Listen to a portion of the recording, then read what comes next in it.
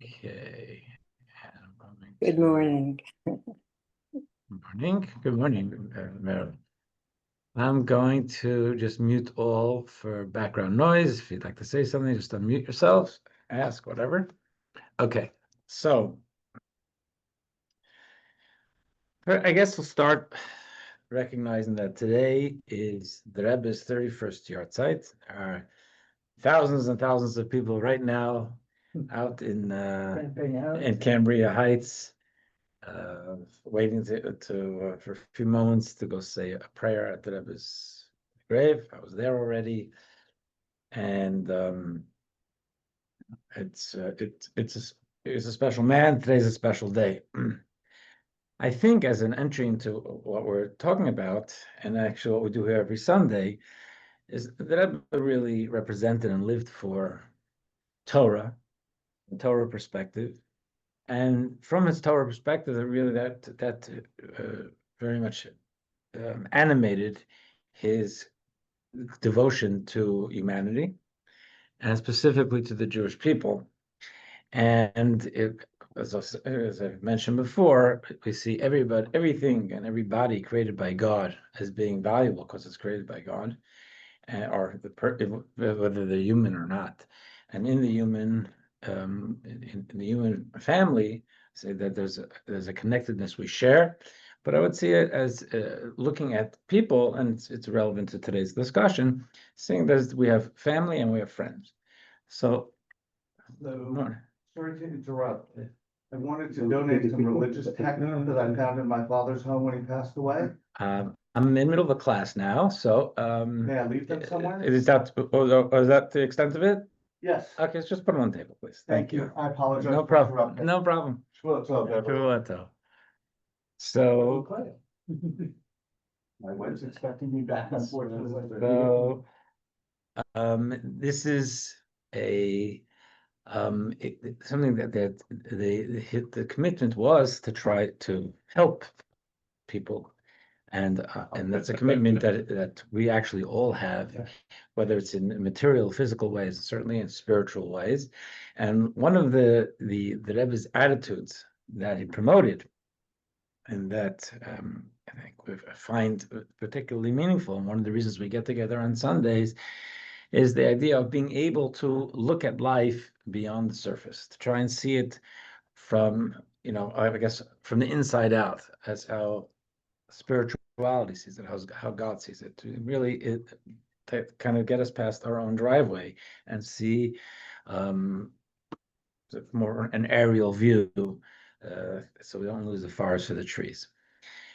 As part of that, we're going to talk today about something that it's the way in is going to be in the Torah portion, but this is really not as much about the Torah portion as about the concept that we're being led to.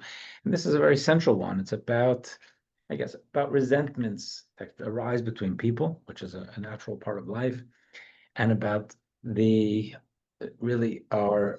Torah guides us to be able to, if we can, to be able to rise above them or to get past them, because in the big picture, we're all connected, and certainly if it's about family members, and it takes a lot of energy to to keep a distance from someone where there's actually a neighbor or someone with whom we have a natural connection.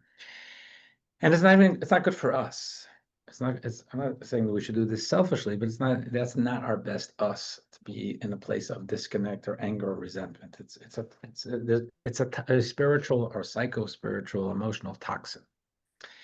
And if you think about it in this way, there's a language of self-actualization. Self-actualization means, bringing out our best selves. I think that when you dig into that, self-actualization comes primarily through what we might call self-transcendence, which would seem a little bit,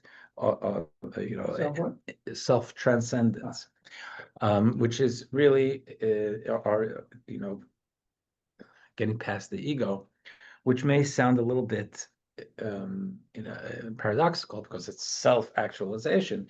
But I think that we've known ourselves that when we're totally enveloped or devoted to a goal, and there's a commitment to the extent that sometimes time flies, or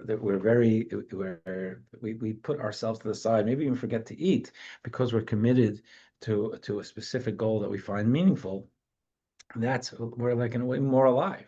That's how we're at our best. I don't think a batter, major league batter in the batter's box, and a 97 mile an hour ball is going to be hitting at them. They're not thinking about how they look to the cameras. There's no self-consciousness. They lose themselves in the moment. Speak to people who ride horses. They even lose what people told me. They even lose the disconnect between rider and horse. There's something special about losing oneself in a moment that brings our best self to the fore. And soldiers on a battlefield, however you want to talk about it. So here we want to talk about self-actualization, really our best selves, which comes there. It comes from rising above what we might call more of a self-consciousness or self-absorption. So I have before we get into the text, I put together a few other things I wanted to show you. So this is from the book of Leviticus. It's chapter 17.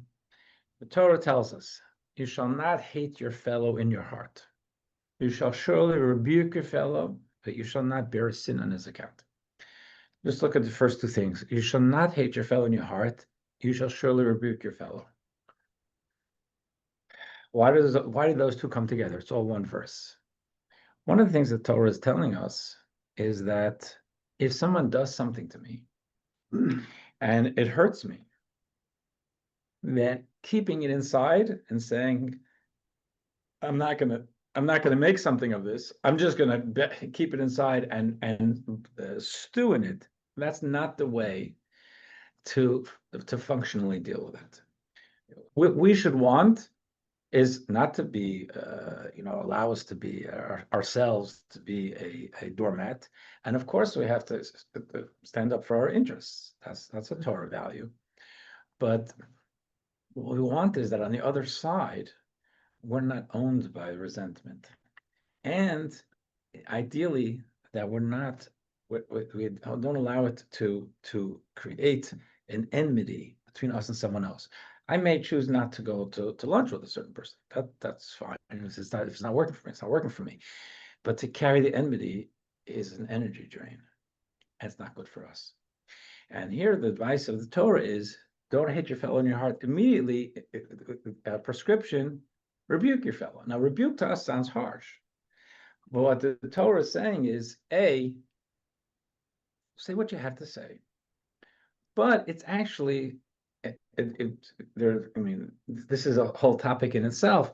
There's a way it's not just about unloading on someone. It's about recognizing that that person also is a person created by God who has to lead a good life. And it's therefore my responsibility to give them feedback and say, that wasn't nice. That's not a good thing to do. It's not good for you. You don't want to act that way. So we want to get ourselves into a place, not only of saying, you putz, I can't believe you did this to me, but that helps us unload it, is to say, we know each other, if it's a case like that, and say, that hurt. And, maybe you shouldn't be schooling them. I don't think that's going to be effective. Say that hurt. And so it's not, it's not good for us. It's not good for you, however you want to put it. So there's a way to rebuke, but the idea is, don't just bury it and stew in it. Say something, but as I say something hopefully in a constructive way where a lesson can be learned. Again, I'm not saying that you take the position of pontificating and schooling, but say, ouch, that hurt. What you did hurt me. That in and of itself, if they're open to growth, it sends them a message. Hopefully you've said your piece, And maybe you don't have to carry it with you till tomorrow because you're stewing in it once you've done something. And the next one is you should know to take revenge from or bear grudge against the members of your people. It's the same idea. You don't, the idea of us carrying the need for revenge or a grudge, it's certainly not a part of a prescription for good, a feeling of oneness with others, but it's also just not good for ourselves.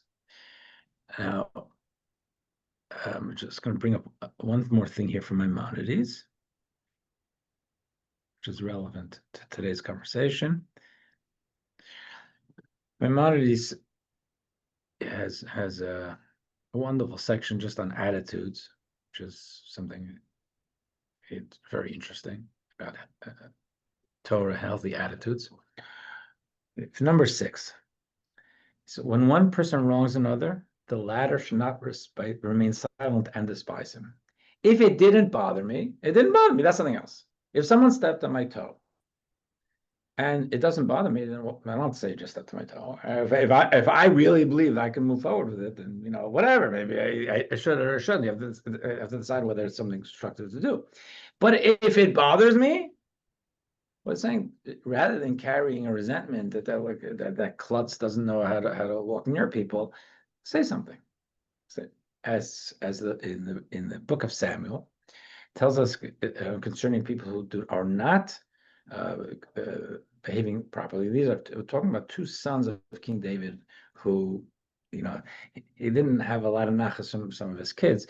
So Avshalom was one, and he didn't speak to his half brother Amnon. Neither good nor bad, for Avshalom hated Amnon. Amnon had raped his sister.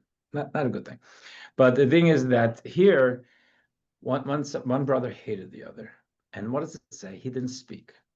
Why? What's the Torah telling us there? Is that talking it out can sometimes dissipate the negative feelings, and bottling it up doesn't make it go away. Someone does something and I don't want to let up anger, or I don't want to respond to it. That may feel high-minded, but if it's still stewing inside of me, then really I've worked against my own interests and the interests of our relationship, because I could have said in a nice way, at least in a calm way, that hurt. Say that didn't feel good to me. Or what you did there, I felt that whatever that was hurtful to her, or whatever it was. But the idea of from the language of the Torah, say that the essential not speaking it out is what added to the hate. Rather, he is commanded to make the matter known. Ask him, why did you do this to me? Why did you wrong me regarding that matter? As Leviticus states, and just said before, you shall surely admonish your colleague. Now, take this a step further. If afterwards the person who committed the wrong asks his colleague to forgive him, he must do so. Persons should not be cruel and forgiving, as implied by Genesis, and Abraham prayed to God. In that case, which we're going to have today also, just I'll give you a little bit of a heads up here. Abraham and Sarah, in their travels, in the beginning of the Torah, they go through a certain kingdom, and the king takes Sarah.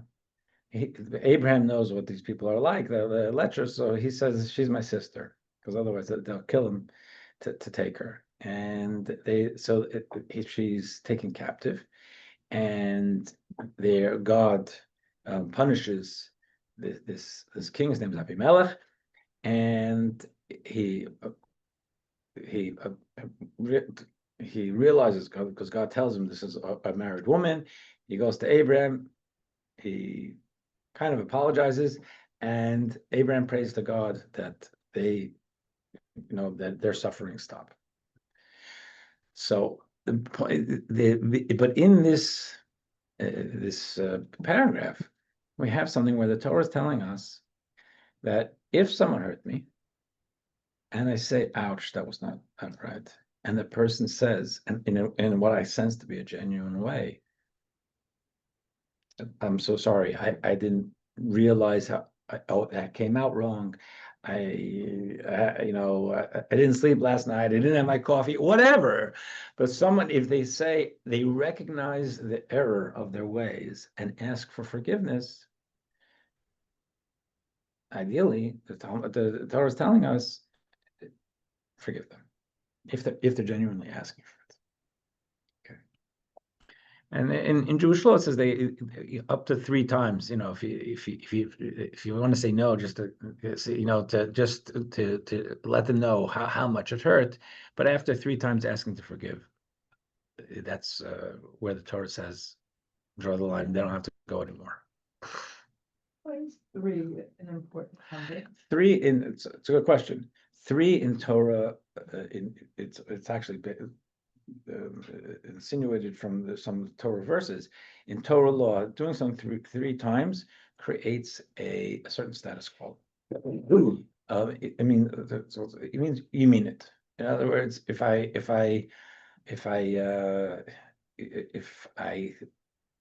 decided to quit smoking today, and I made it through the day, that's great. But still, my normal pattern is smoking, and I took a day off. After 3 days doesn't mean I kicked it, but it means that I have some traction. So the 3 comes up in different things. It's called in the technical language of it, it's as a chazaka. Chazaka means it has strength. In the language of the Torah, of the scripture, a 3-ply rope is not easily torn. A metaphor. Okay. Like when people ask for conversion. Also 3 times. Yeah, yeah. Okay. So now let's go up here. Question for discussion. Is our obligation to forgive limited to ensuring the antagonist won't be punished, or does it obligate us to love them in our hearts? So think about it like this, because we didn't talk about anything with punishment now. Let's say I have a neighbor who is they're drunk or high or something like that, and they came into my backyard and they did damage. That's criminal. I have it on video. And they come, they say, so sorry. How much does it cost? I'm going to buy you a new patio, a new table, whatever, picnic table. And I just want, I don't want any residual cost to you. So I have a choice of calling the cops, or they're saying I'm so smart. And then for the one level of forgiveness might be, okay, I'm not gonna call the cops. As long as you're making whole, I don't have to do this. I don't have to sue you, and I don't have to call the cops.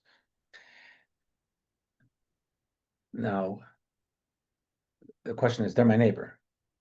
Should I also be trying to get rid of the resentment? Because I think I'm living next to a menace. I don't know what he's going to be smoking tomorrow.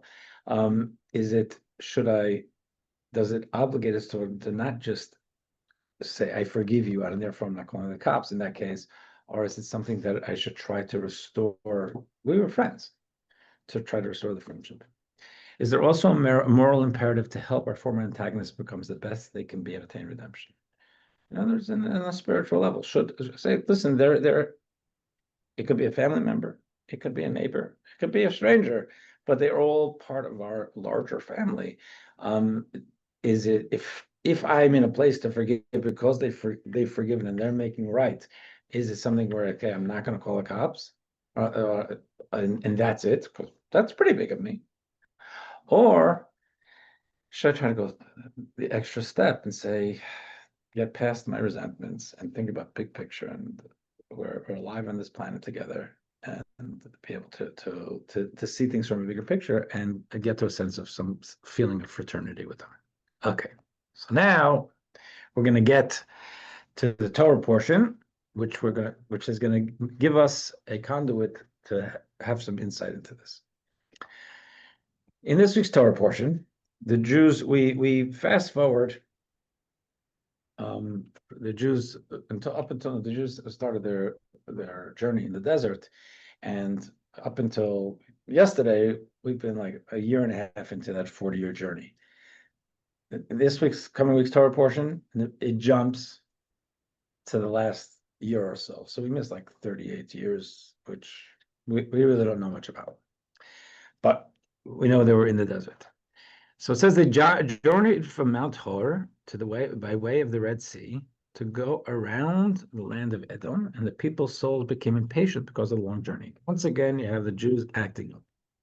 The people spoke against God and Moses, saying, so they were there in human form, talking to Moses, a human being, and they're accusing him that this got personal, saying, why did you bring us up from Egypt to die in the wilderness? There's no bread or water, and our soul loathes this miserable bread.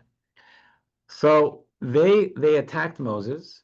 He's already 119 years old or whatever, and he's had a rough time with them. And he would he'd have every reason to feel them some resentment for them after all he's done for them. Who's 19? What? Who was 19? 119. I said he's almost 100. Yeah. God sent fiery serpents among the people, and they bit the people, and many people of Israel died. So there was a consequence for that. 1 second, that was in the chat. I missed that. I don't know when that came up. Let me just check this. So if God doesn't forgive them, where's the lesson? Great question. So let's go. Let's check this out. God punished them, right? But then let's take a look at the next one, which would be here. It's all on 190. People came to Moses and said, we have sinned, for we have spoken against God and you. Pray to God that he remove the serpents from us. So they asked for forgiveness. Moses prayed on behalf of the people. So now they asked for forgiveness.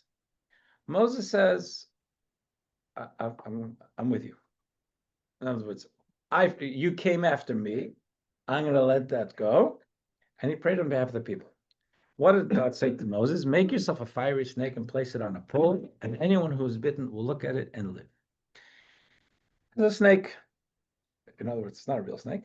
It's a snake of copper. You put it on a pole, and he lifts it high, and anyone who looks at it will be healed. Moses made a copper snake, placed it on a pole. It came to pass that if a serpent had bitten a man, he would look at the copper snake and live. So that's a cool trick.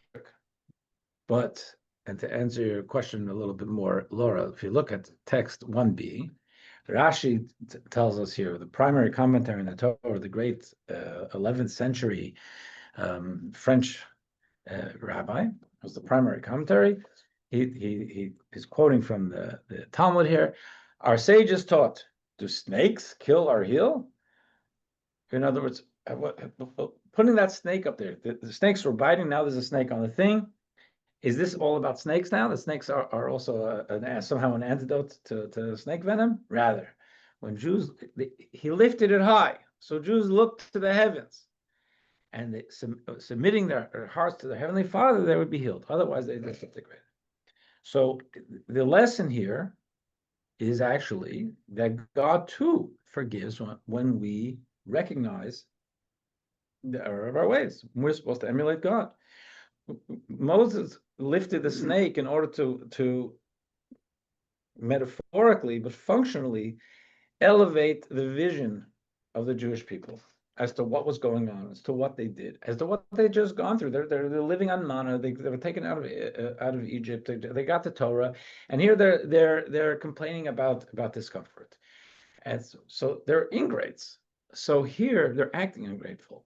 So the lifting of the snake was not just there was some magical snake. It was lifting their vision and their thoughts to a higher place. So they were looking higher, so to speak, because God's not in the clouds, but lifting higher, and therefore lifting their mindset. And they felt, therefore, once they had that accurate, more clarity as to what they had done, they genuinely apologized to God, and God forgave. And Moses prayed for them. Okay. Now I'm going to take this to 3a, which is the bottom of 193. There are a couple of things we want to look at in this Torah portion to try and understand, and it will lead us to more of an understanding of what the Torah is laying out for us as in the Mosaic model of forgiveness. When it says make yourself a serpent, God didn't say create a copper serpent. It said make yourself a serpent. What does yourself mean? From your funds. You pay for it. Now, there are a couple of times where God told Moses, take it from your own pocket. He had money.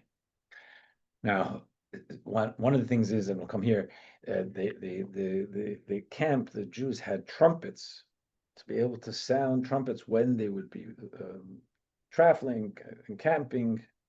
There was signals, and two of them were to be for him. And there it says, make yourself silver trumpets, but you pay for them. You're using them, you pay for them. Don't take it from the communal fund. But here, this wasn't about him. This was about the Jewish people getting healed. And it's the language is make yourself a serpent, and as the Talmud tells us, it means you pay for it. Why? And we'll look at 3b. Make yourself a serpent. One of the great Sephardic commentators says the word yourself means from your pocket. What's the reason for this instruction? Why should Moses have had to pay for this himself? What is the Torah teaching us there? Okay, so we have the idea of that Moses had this personal affront to him. They came because they got whacked. They came and they said, we're sorry. And Moses says, I'm going to pray for you. Now, take one more thing. Moses prayed. Rashi tells us in this Torah portion, it says, from this we infer that when asked to forgive, do not be cruel in forgiveness. Cruel is a harsh word. Maybe there's a better word for that. But don't be unfeeling with your forgiveness. In other words, Rashi is saying there are different levels. There's forgiveness, and then there's a compassionate forgiveness. So I want to try to understand what he's telling us there too. Now, before one more thing, before we start to unpack this, I think it's one more thing. We are now on text 5a, 5a and 5b. Yeah. I mentioned before that there was there's a much earlier story in the Torah with Abraham and Sarah about forgiveness, where there's a perpetrator, the perpetrator gets whacked, and then the Abraham forgives. Yet Rashi and our rabbis say in the Talmud about that teaches us about proper forgiveness. But Rashi waits until much later in the Torah to tell us, here's a model of compassionate forgiveness. So let's go back to the beginning of the Torah. It says, Abraham traveled from there to the land of the south, dwelt between Kadesh and Shur, and sojourned in Gerar. And about Sarah, his wife, Abraham said, she's my sister. You know, how he did that is another conversation. But here he says, he tells the people, she's my sister, and therefore, don't kill me, and to take her. And Avimelech, the king of Gerar, sent for her and took Sarah. In those days, king, it was good to be king, do whatever he wants. So he took this woman. She was pretty. God came to Avimelech in a dream of the night and said to him, behold, you are going to die because of the woman you have taken, for she's a married woman. Now, Avimelech had not approached her, and our rabbis tell us because he became very sick. He wanted to, he became very sick, and he said, God, will you kill even a righteous nation? Like, what did I do? They said she's single. Avimelech summoned Abraham and said, what have you done to us? And what sin have I committed against you, that you brought upon me a kingdom of great sin? I didn't know she was married. these are not done you have done to me. So I guess, taking someone, a married woman, a single woman against her will, that's not so bad. A married woman, that's more in their thinking. Avimelech said to Abraham, what did you see that you did this thing? Avimelech, and it skips, Avimelech took flocks of cattle, men servants and maid servants, and gave them to Abraham, and he returned his wife Sarah to them. So Avimelech apologizes, gives back Sarah, and he gives riches to Abraham. Says, I'm going to make good for the pain and suffering. What does the Torah tell us then? Abraham prayed to God because Avimelech's household had been struck with illness because of this. God healed Avimelech and his wife and handmaids, and they gave birth. They had been also struck with infertility. But God had closed every woman of Avimelech's household because of Sarah, Abraham's wife. Okay, so Abraham, someone just took Sarah coercively. Whether they knew it was his wife or not, it was someone, his sister, someone he's traveling with. And then, because God got their attention, this person's attention came, apologized, tried to make good. And Abraham didn't only say, okay, I forgive you, praise to God that everything is restored properly. On that, the Talmud tells us, 5b, on 197, how do we know that it's cruel to withhold forgiveness? It is stated, Abraham prayed to God and God healed Abimelech. Because Abraham could have just said, okay, I hope I never see you again. I forgive you. That's it. But he went and he proactively prayed to God that they be okay. Yeah. Okay. The problem is that Avimelech inadvertently committed a sin. Well, taking a single woman against her will isn't a great thing either. And so it wasn't. It's like he acted upon them, and even though it was ancient times, maybe when people saw it as more normal, that's not a right thing to do. So and to also to try to coercively be with her against her will. She didn't want to. She wasn't looking to be with him. So even if there's a misdeed, there's a very grave misdeed. So maybe it wasn't as grave as they thought, but what he did was wrong. Okay. So now we want to get into, before we do that, I want to go back just to give a little bit more insight into what the Torah is teaching us here. Because what I mentioned before I go into that, what I mentioned before was that Torah wants us to have a broader view of life. Life, instinctively, life is about me, my comfort, the comfort of my loved ones, my responsibilities, my house, my driveway. If I stand back and I think in a more Torah way, I have responsibility to others. Those I don't know, a community. Right today, thinking about, someone could say, I don't live in Israel. Why is that my business? Israel is my business because I should be thinking about my people there.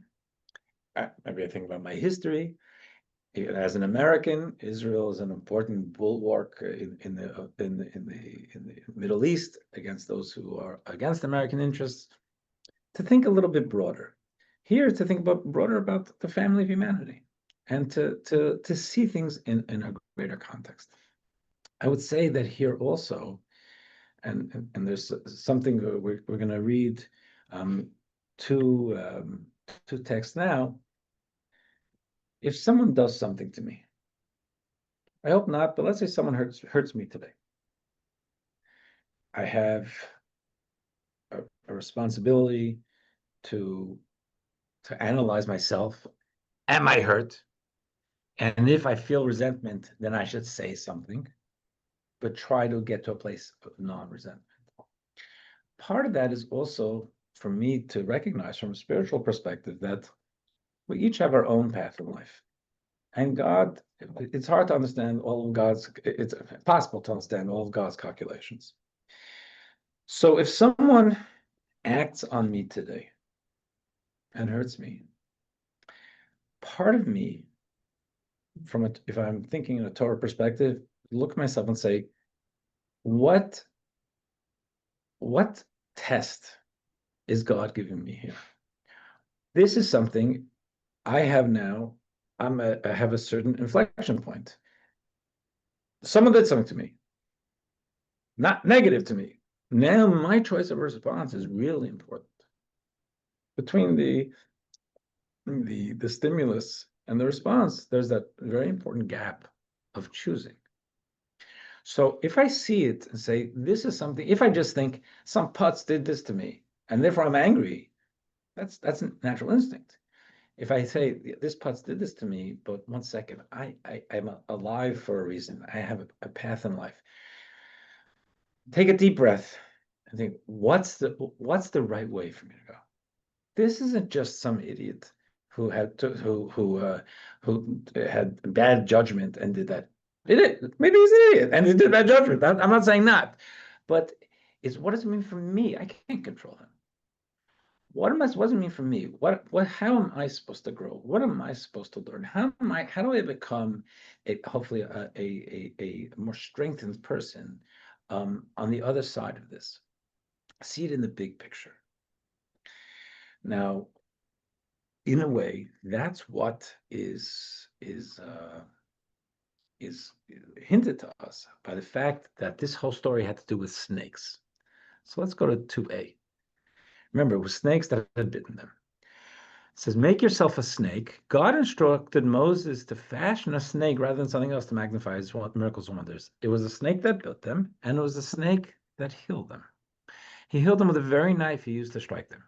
He struck them with a snake and healed them with a snake. What is it teaching us?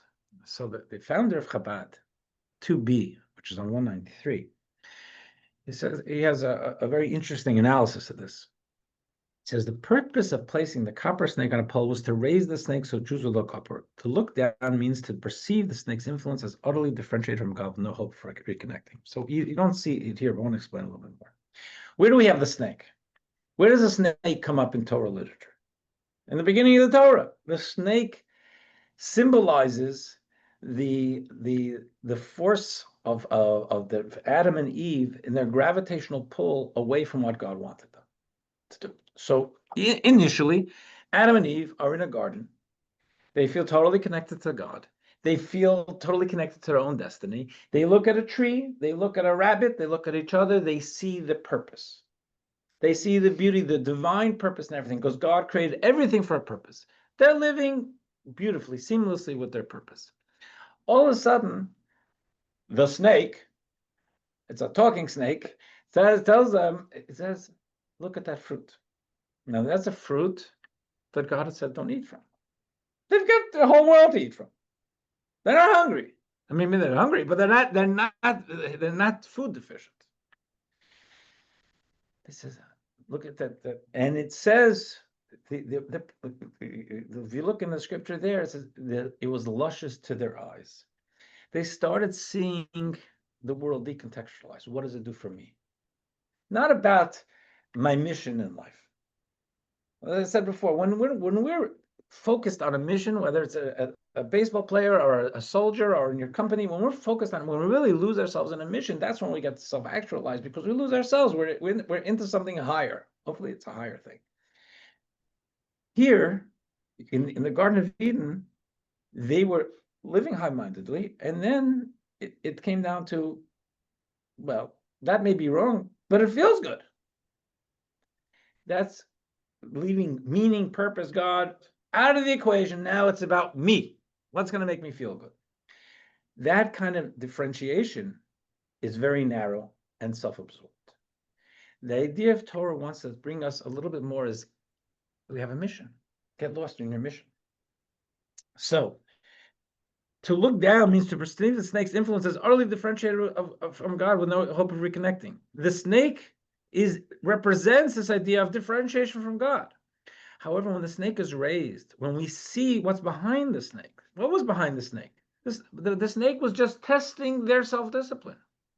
If they had said, but we can't, and we won't, because God said not to, that would have been beautiful.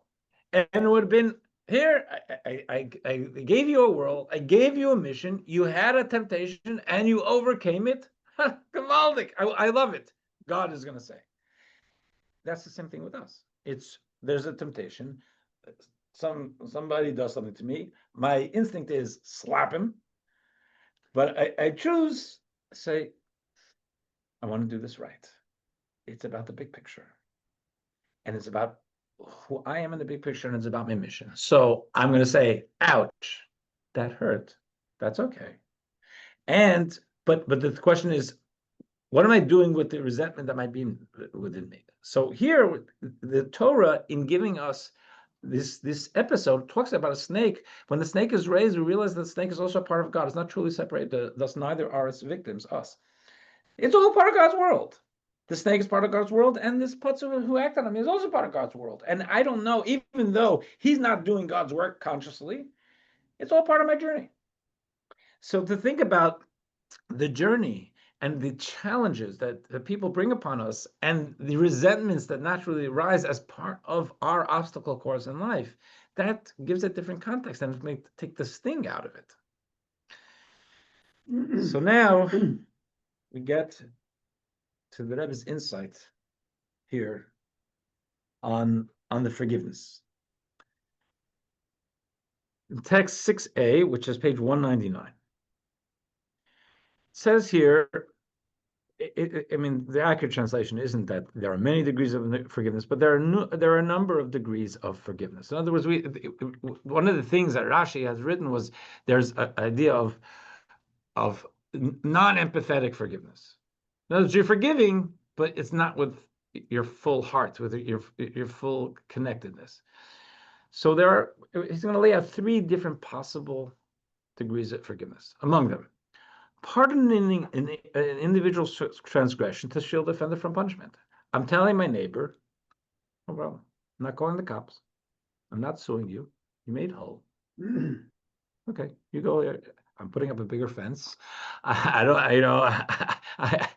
don't trust you, but we're good. We're not really good. You know, I buried the hatchet. I know exactly where it's buried, but I'm not going to pursue this. But there's something in that too. I say, okay.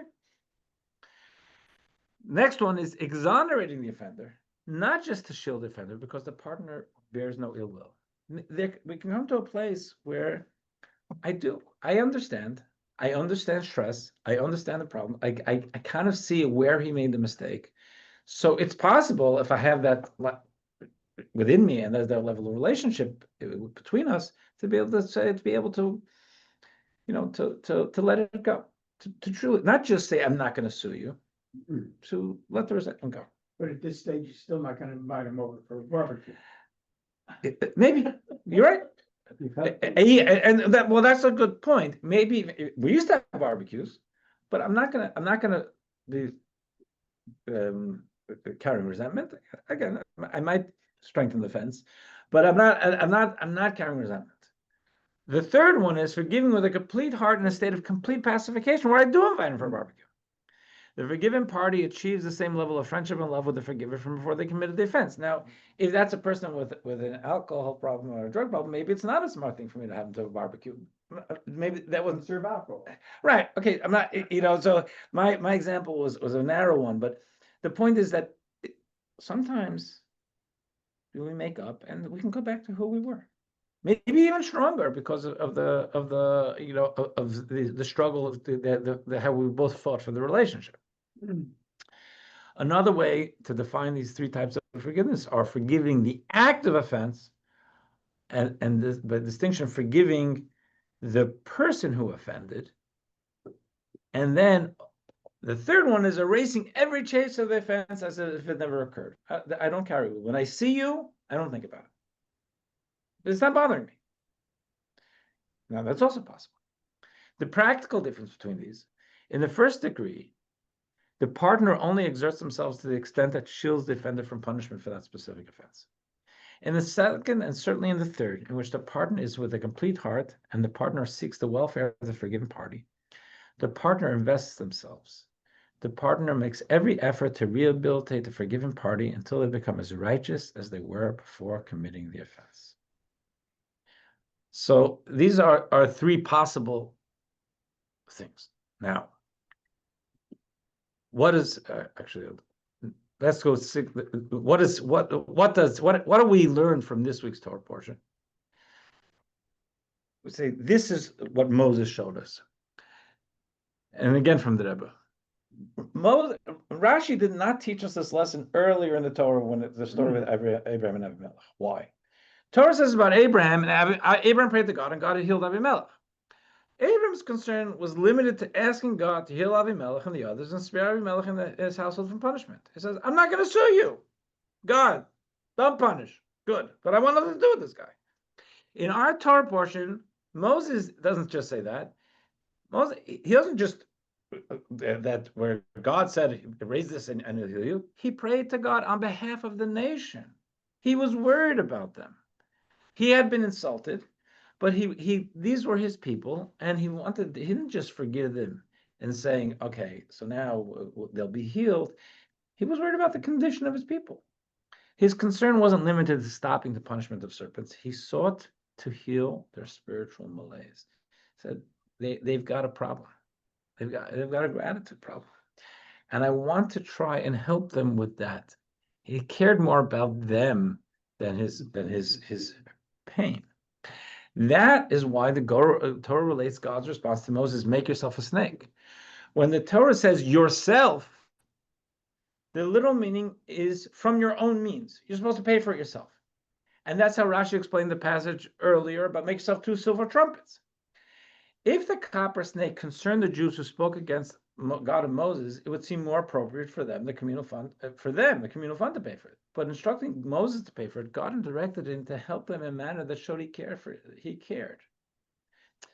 God said, don't just help them achieve an end to their suffering of what would have the snake bites. Show them that you're personally caring about their rehabilitation. You're invested. You pay for it. Moses wouldn't have to pay by Jewish law, for sure not. But God is saying, you're a leader. Show them an example of forgiveness that goes beyond just, okay, God, stop. You don't have to punish. Don't punish them. He says, yourself from your funds. This would prove that Moses was in it for them to heal their spiritual malaise. Just want to go. We'll go to text 7 from Maimonides, which is on page 202. Maimonides teaches us that Jews are forbidden to be cruel and refuse reconciliation. What happens if someone comes and I'm angry? Says, forgive me. Says, I don't forgive you. Instead, we should be easy to appease and difficult to anger. Obviously, feelings are feelings, but we should look at ourselves and say, can I come to a place where I'm able to the person has to be genuine. If the person's not genuinely asking for forgiveness, then it's not our responsibility. They heard that. Obviously, it's not good for us to carry resentment, but so we should try to dissipate that. But it's not about necessarily about it. Maybe letting go of the anger is one thing, but the forgiveness in the strict sense, it's not. They didn't ask for it. Now, if we can come to a place like that, that's good. We wouldn't tell them that necessarily because they didn't know their lesson yet. But one of the things in our evening prayers every night before we go to bed, we say, I forgive anyone who angered me today. We're doing that out of concern for ourselves. I don't want to take this to bed. It's not good for me. So when an offender asks for forgiveness, we must forgive with a complete heart and willing soul. Again, must is a strong word because obviously feelings are feelings, but what he's saying is try and frame it, get yourself to a place where if someone was genuine and asking for forgiveness, try to forgive. Even if the offender harmed and offended us greatly, must neither avenge nor resent. This is the proper disposition of the Jewish people, as Maimonides says. And we find that even if a person did damage us physically, I said, my picnic table, what if someone hurt me? And they asked for forgiveness and they paid medical bills and loss of wages and everything. So now, I should find it within myself, if they're asking for forgiveness, to forgive them. Text 8a. The psalmist writes, he speaks his words to Jacob, his decrees and laws to Israel, God. So the Medrash tells us, that the focus is on the language of the psalm. It's God. God speaks gave us his mitzvahs. What it's saying is that God also keeps the mitzvahs, so to speak. God does not treat us as a human would. A human king instructs others to do something while he does nothing. God's not like that. What he does, he tells Israel to do and observe. And therefore, God, this is an interactive universe. God forgives, we should forgive. When we forgive, we stimulate God forgiving. Text 8b and 204. With faith and confidence, our hearts are firm and sure in God, for he delights in kindness. God is gracious, merciful, and abundantly forgiving the instant we seek it. Of course, there's no shadow of doubt. He's talking now about the idea that we ask God for forgiveness for our mistakes. This is even expected from humans. As soon as we are asked, we are obligated to forgive and not be cruel in forgiveness. This is even so when one chops off another's hand. Almost this 8th chapter of Bava Kama. They did physical damage. Of course, they have to pay restitution. There's 5 different types of financial restitution. They've asked for forgiveness. They paid their dues. Now we should try to get ourselves to a place of forgiveness. If we ask 3 times, the offender is exempt from asking us again. If this is expected of us, how much infinitely more so is this expected of God? Further, we praise God as a gracious one who pardons abundantly. If someone harms us and we forgive them, it's very difficult to forgive them if they hurt us again. How much more so the 3rd and 4th time? Concerning God, there's no difference between 1 time and 1,000 times. We just keep returning to the same mistakes. Still, it's forgiveness. It comes from the divine attribute of compassion. The divine attributes are not subject to limitation. They are without end. Compared to infinity, there is no difference between a small and large number. God, therefore, forgives our iniquities year by year. Similarly, we recite thrice daily. Blessed are you, God, the gracious one who pardons abundantly. We do this every day forever. And finally, text 9a, we read, which is on 206. This is from the Code of Law. Even if we verbally offend another, we must go to them, appease them, and seek their forgiveness. If I made a joke here today at someone else's expense, I offended them, it is my responsibility to go say, I'm really sorry I did that. I think I hurt your feelings. I shouldn't have done it, and I won't do it again. When we ask for forgiveness, we must specify the offense we committed, unless this would embarrass the injured party. If the injured party is not appeased the first time, gotta go back. Use a different approach to appease them a second time. If they're still not appeased, gotta go back. Use the 3rd approach to appease them. If the injured party is still not appeased, we are not obligated to try again. At the same time, the injured party should not be cruel in forgiveness. Again, the language is there's forgiveness, just like, okay, I forgive you, or a heartfelt forgiveness. Instead, they should forgive immediately, unless they're concerned they might be harmed by the forgiveness. If you think that saying I forgive you means that the person is going to come back and do it again, or you can't be naive about it. So you have to take care of yourself. But if the idea is that you feel that there can be forgiveness and you're not going to hurt, and you're not encouraging negative behavior, try to get to a place of genuine forgiveness. In such cases, they are not required to forgive because their welfare takes precedence. If the offense was slander, it's interesting, even though that's not a physical offense, that's actually considered a very difficult one because it's hard to contain. Now someone injured your reputation. The injured party is not obligated to forgive, even if asked them many times. By law, unless you went around to everybody who you spoke to, and it's impossible to know who was spoken to, so this is meant for us to know before we slander anyone. There's how can you forgive? You can't even fully address what was done. This is because it is possible that some heard the slander and did not hear about the appeasement. They will believe the slander, and the injured party will not have relief. Yet, even in such cases, it is the humble way to still forgive. You don't have to, but that's a proper way. Cannot ring a bell. Right. Huh? But what happened when you publicly humiliate somebody? It's one of the worst things in Torah law to publicly humiliate somebody. Yeah. Key points. The lowest degree of forgiveness is to forgive and to spare the offender from punishment. I'm not going to sue you. 2, the highest degree is to forgive because you love them, care for them, and will do anything to help them, and you want to help them past their antisocial behavior, and you want to forgive them because you want to reconnect with them. This is a very high bar, but we are empowered by knowing that God forgives us this way. Number 4, there are circumstances under which Jewish law does not mandate forgiveness. However, it is the Jewish way and the way of the humble, with few exceptions, to forgive even in such circumstances. And number 5, the way of the humble is to perceive the world in a state of oneness with God. Quarrels are only possible between us and others. If we are part of God's oneness, there is no otherness and there can be no quarrels. Okay, so now there's something in the chat which I did not notice before. I apologize. Why is shielding someone from punishment an objective? That seems contrary to the where people are punished for various misdeeds. God's punishment is God's punishment, but I shouldn't necessarily need, especially if someone apologized to me, why do I need his punishment? What do I gain from them being punished? That's the idea behind that. The only thing that I would get out of someone's punishment is, I guess, some sense of vengeance that now they suffered.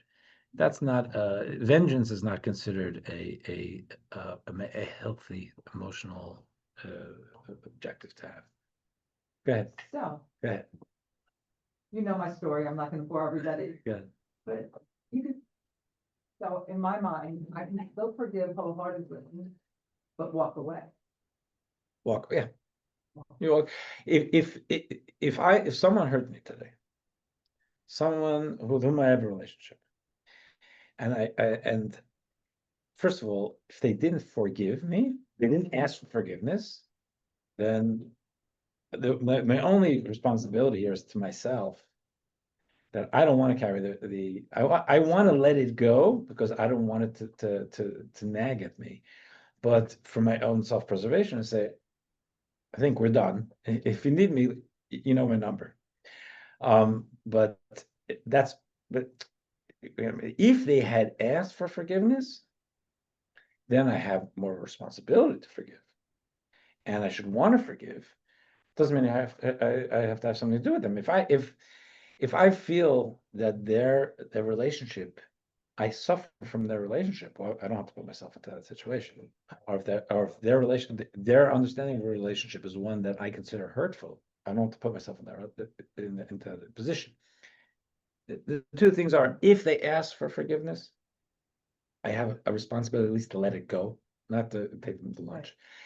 If they didn't ask for forgiveness, then I really think about my own. It's my own welfare.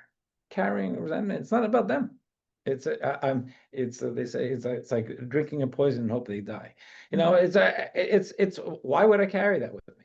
They didn't even ask for forgiveness. They're still living in la la land. These are not. We're not living on the same wavelength. It's not that. I don't want to carry hatred for them. I don't want to carry resentment for them. And in a case like that, maybe if they break down on the highway and you're the number they have, maybe you go help them, right? But what if it's the flip side around?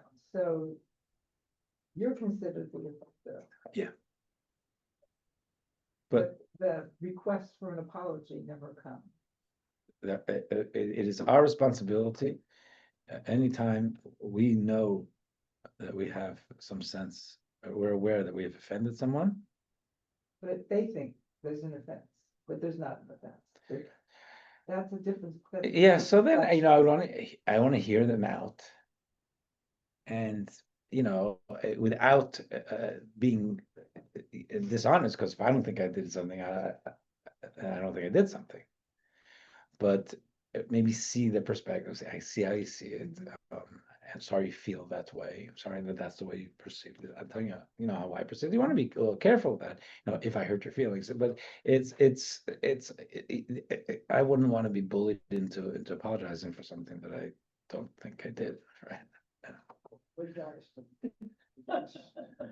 Any questions? Thank you. Okay. See you next week, God willing.